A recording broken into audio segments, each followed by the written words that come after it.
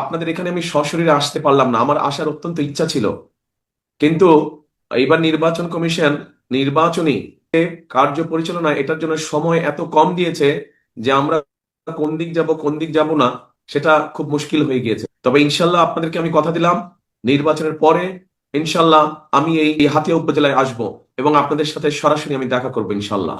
এখন প্রিয় ভাই বোনেরা, এই হাতিয়া উপজেলা প্রকৃতিগতভাবে খুব সুন্দর একটা জায়গা, কিন্তু এখানে মানুষের এবং এলাকার বহু সমস্যা আছে।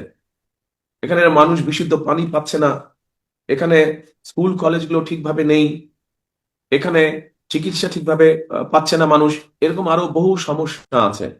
কৃষিকাজের সমস্যা আছে, আছে না আপনাদের এখানে এই সমস্যাগুলো? এই সমস্যাগুলো আছে আপনাদের এলাকায়? আছে এই সমস্যাগুলো। এখন এই সমস্যাগুলো তো সমাধান করতে হবে।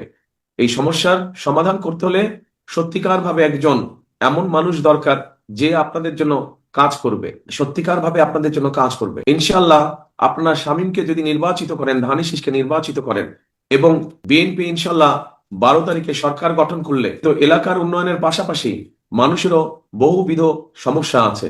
এখানে মানুষের কর্মসংস্থানের সমস্যা আছে, তরুণদের যুবকদের কর্মসংস্থানের সমস্যা আছে, খেটে খাওয়া পরিবারগুলো, বিশেষ করে এখানে অনেক মা বোনেরা আছেন যারা বিভিন্ন সমস্যায় আছেন, অর্থনৈতিকভাবে যাদের সচ্ছলতা নেই বা সংকটে বা কষ্টে আছেন। ঠিক একইভাবে এখানে কৃষক ভাই যারা আছেন তাদের বিভিন্ন রকম সমস্যা আছে। এই কৃষক ভাইদের পাশে আমরা দাঁড়াতে চাই। এখানে মা বোনরা উপস্থিত আছেন, আপনারা সহ সারা হাতিয়া উপজেলায় দুস্থ খেটে খাওয়া মানুষ যারা আছে, গৃহিণী বা মা বোন যারা আছে, তাদের পাশে আমরা দাঁড়াতে চাই। এই জন্য আমরা কতগুলো পরিকল্পনা গ্রহণ করেছি।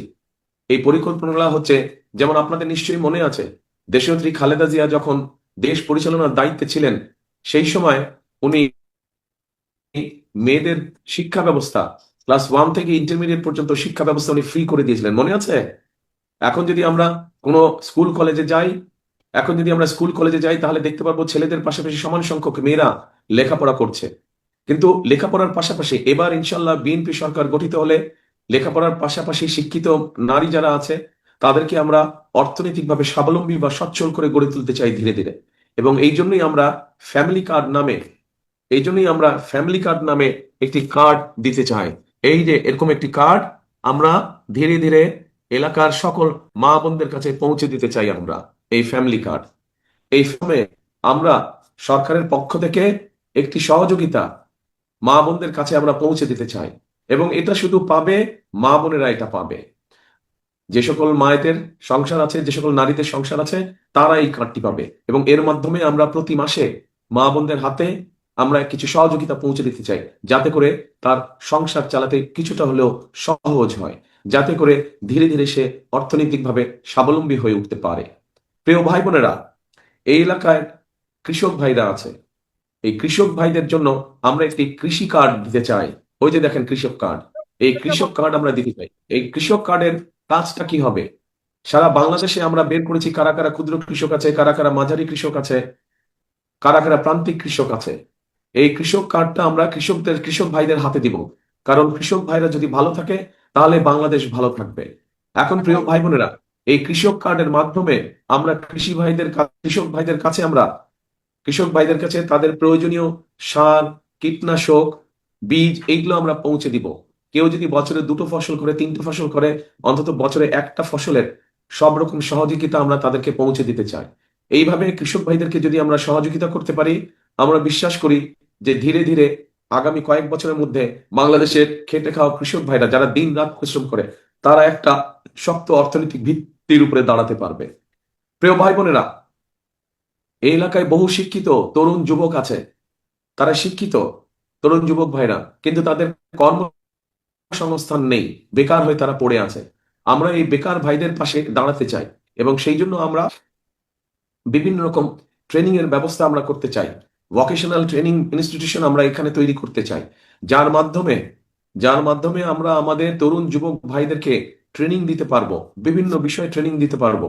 ট্রেনিং পাওয়ার ফলে সেই ভাইটি সে দেশের ভিতরেই হোক নিজের ব্যবসা বাণিজ্য শুরু করতে পারবে, এবং তার জন্য যারা দেশের ভিতরে ক্ষুদ্র ব্যবসা বাণিজ্য শুরু করবে তাদেরকে আমরা ক্ষুদ্র ঋণের ব্যবস্থা, ব্যাংক ঋণের ব্যবস্থা আমরা তাদেরকে ইনশাল্লাহ করে দিব।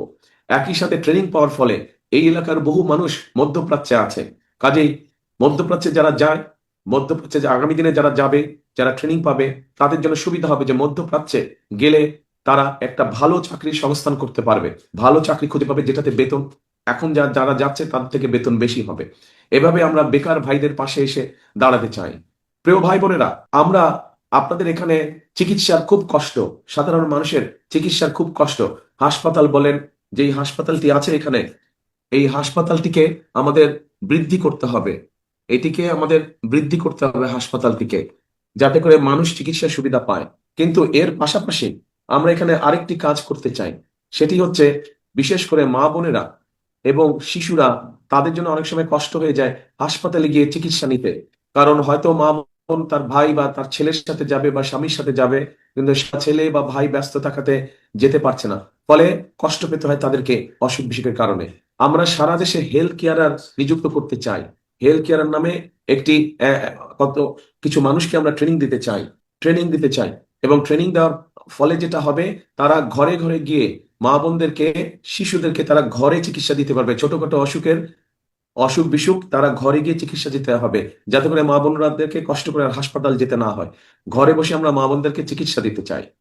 প্রিয় ভাই বোনরা, আমরা আর করতে চাই, সেই কাজটি হলো, আমি আপনাদের কাছে মা বোনদের জন্য কি করব, চিকিৎসার জন্য কি করব, শিক্ষার জন্য কি করব, কৃষক ভাইদের জন্য কি করব, এগুলো যেমন সব আপনাদের সামনে তুলে ধরলাম। আরেক শ্রেণীর মানুষ আছে যারা যারা আমাদের জন্ম থেকে মৃত্যু পর্যন্ত আমাদের সাথে থাকে। এখন হচ্ছে আরেক শ্রেণীর মানুষ আছে, যেই মানুষগুলো আমাদের জন্ম থেকে মৃত্যু পর্যন্ত আমাদেরকে বিভিন্ন সময় আমাদের সাথে থাকে এবং বিভিন্ন সময় বিপদে আপদে তারা আমাদেরকে পরামর্শ দেয়। কারা তারা? তারা হচ্ছে আমাদের বিভিন্ন গ্রামে গঞ্জে বিভিন্ন মসজিদ, মাদ্রাসা আছে, খতিব সাহেব আছে, ইমাম সাহেব। আপনাদের প্রধান সমস্যা হচ্ছে আপনাদের প্রধান নদী ভাঙন। জানি আমি, নদী ভাঙন, এটা জানি আমি। এই নদী ভাঙন তো সবচেয়ে বড় সমস্যা। এটাতে আমি হ্যাঁ, এটা কে কথা বলছে? তাহলে আপনি বলেন না, তারপরে আমি বলি। মাননীয় চেয়ারম্যান মহোদয়, এখানে আমাদের প্রধান সমস্যা হলো নদী ভাঙন সমস্যা। প্রতিনিয়ত নদী ভাঙন নদী সমস্যা। ভেঙে আমাদের জনগণ সর্বশান্ত হয়ে যাচ্ছে। হাতিয়ার আমাদের জনগণ।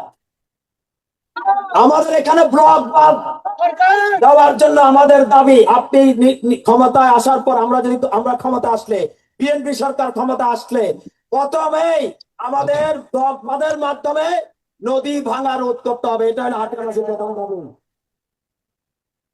আর আরেকটা দাবি, সেটা হলো আমাদের বেড়িবাঁধ নির্মাণ করতে হবে। দ্বিতীয় দাবি, আপনি অনেক কথা যেগুলো বলেছেন এগুলোর সাথে হাতিয়াবাসী একমত। দ্বিতীয় দাবি হলো, এখানে নদী ভাঙার কারণে জনগণ সর্বশান্ত হয়ে গিয়েছে।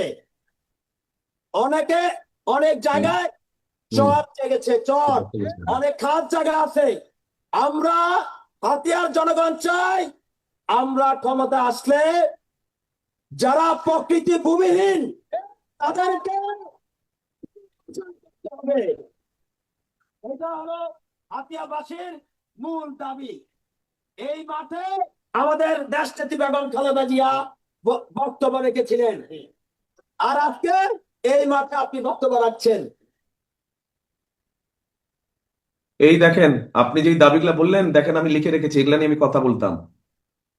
দেখেছেন, এগুলা আগেই আমার কাছে লেখা আছে। আমি জানি আপনাদের এলাকার কি কি সমস্যা। আমি জানি আপনাদের এলাকার ব্লক বাঁধ নির্মাণ করে নদী ভাঙন রোধ করা, টেকসই বেড়িবাঁধ নির্মাণ করা, ভূমিহীনদের জন্য খাস জমি বন্দোবস্ত করা, উপজেলা স্বাস্থ্য কমপ্লেক্সকে 150 শয্যায় উন্নীত করা, তারপরে জাহাজমারা ইউনিয়নকে নতুন উপজেলায় রূপান্তর করা, এগুলো সব আপনাদের যেগুলো এলাকাবাসীর দাবি, এগুলো সব আমি জানি।